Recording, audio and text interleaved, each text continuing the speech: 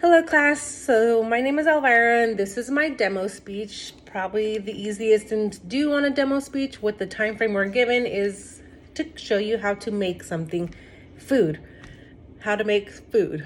In my case, I'm going to show you how to make a delicious dessert. Who doesn't love delicious desserts? So that's going to be my demo speech, and what I am going to step by step explain to you is how to make caramel apples.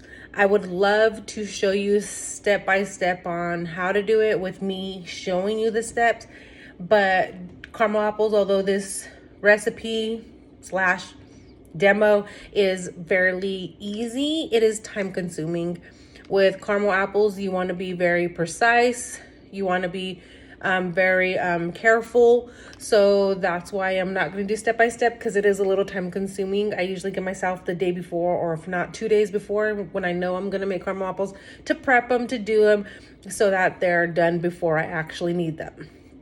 Caramel apples are delicious. Who doesn't love them? When you think of caramel apples, you think of the carnival, and what carnival treats aren't better than caramel apples. I love caramel apples, and so does my family. So this is my go-to dessert whenever I have to do a dessert for like a birthday party or just for my family, because my family loves caramel apples. But this is my go-to recipe because it is so simple.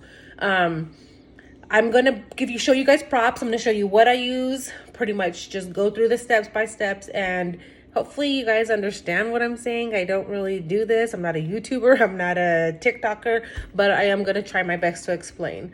So first things first is your apple, of course, that's your apple. I did have apples to show you what I'm talking about, but unfortunately my family loves apples, so they kind of got eaten. I did make one all the way through, so I do have a final apple to show you, but I don't have pre-apples to show you, because first things first is you want to clean your apple. The best way to get your caramel to stick on the apple is to actually clean your apple.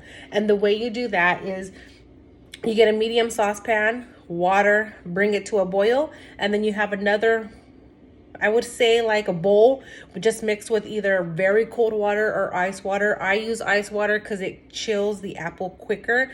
But first thing you do is in your medium saucepan, you have your bowl, you got the boiling water, you bring it to a boil. Once it's to a boil, you bring the temperature low. You keep it going depending on the amount of apples you have, because you can't sit there and do 20 apples and then expect the water to stay warm. So I just bring it to a low temperature, keep it boiling.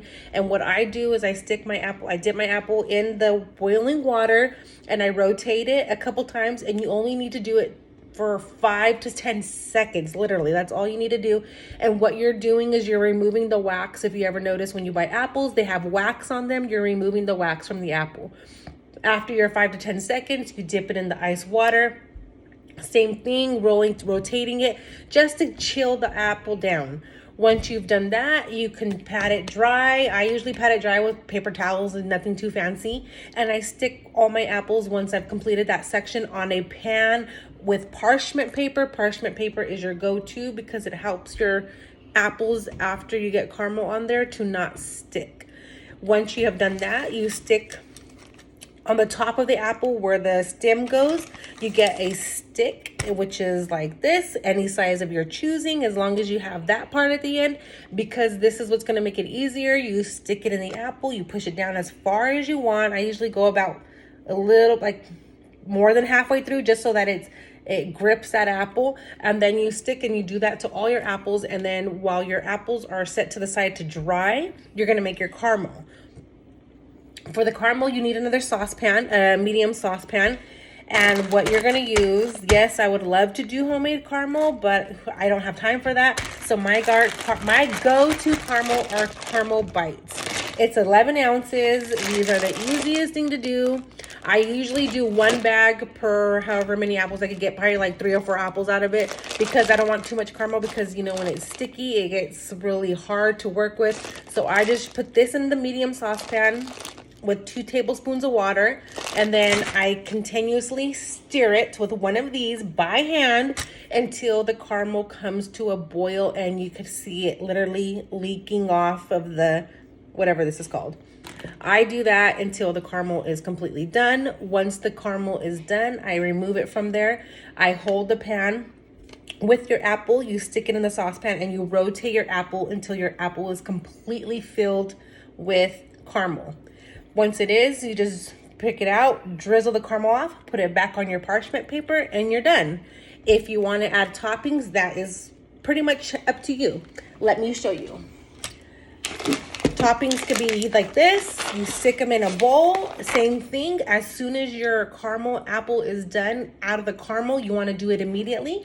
Stick your caramel apple in the bowl and either pour it on there with a spoon or just roll it around in there with whatever topping of your choosing, whatever topping is going to make.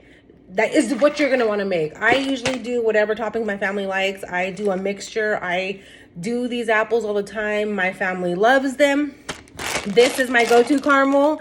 This is what's gonna make it look and taste like a fresh caramel from a caramel store or a caramel apple store or the Rocky Mountain. You know, they have those.